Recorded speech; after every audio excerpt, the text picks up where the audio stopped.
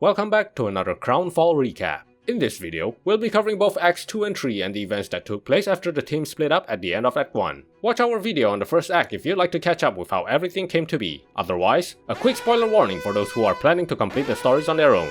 Now let's get into it.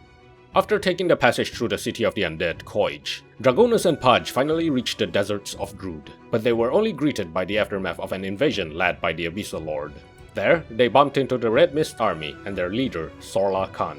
Dragonus was led back to their camp, where he sought the whereabouts of Kra and his army. Sorla Khan explained that Kra and the Kazurai showed up just in time to help repel the invasion of the Abyssal Horde. But in doing so, the Kazurai were sacrificed and Kra was left badly injured, clinging for life as he had been poisoned by an Abyssal Blade. Because of their great sacrifice, Sorla Khan struck a deal with Dragonus that she'd help him in his quest if he's able to repay her debt to Kra. Dragonus accepted her request and went along with the company of Axe and Centaur to find a cure to rescue Kra. The journey took them up the Abyssal Cauldron to retrieve a special flower needed to create the cure, guarded by skeleton priests. And that's the end of Act 2.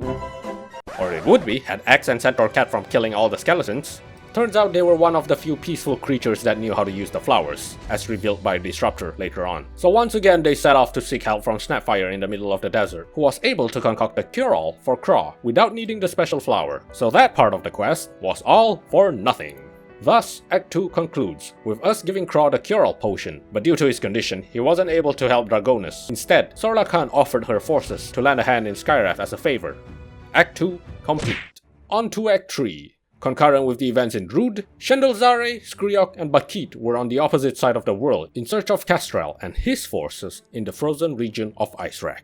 The trio pulled up at Frostreach, a little town at the outskirts of the region, where they were informed by Tusk that Kestrel had left several weeks ago to fend off a dragon at a little village in the middle of Icewrack. Thus, into the blizzards they ventured, though without Skriok, as she no longer possessed any helpful powers. Along the way, they bumped into Rylai, the Crystal Maiden, who found them half frozen to death. With her help, they were able to traverse the cold and meet Kestrel in a quaint little village at Snowcap Lake. There, Kestrel revealed that there was no army with him, and whoever was part of it had either been killed or went back to their families. With Guiltwing on his shoulders, Kestrel refused to participate in the war in Skywrath unless Shan was able to convince him by helping slay the dragon that's been attacking the village. Naturally, Shan offered to help, and Rylai sought information from Auroth, the Winter Wyvern, about the location and weaknesses of the dragon, who Wyvern regarded as a real piece of shit. Oh, and his name is Zog, and he was also her cousin. And this little part had a nice throwback to when Winter Wyvern was first introduced to Dota. She even had her own comic. Anyway, after playing some Candy Crush and Ikaruga, they finally found Zog and slayed him. With that, Kestrel agreed to return to Skywrath to help bring down Queen Imperia, but a conflicting ending was foreshadowed, as Kestrel fears Shan may just turn out to be much like her sister, which remains to be seen.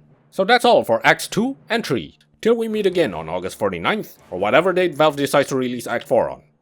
Peace!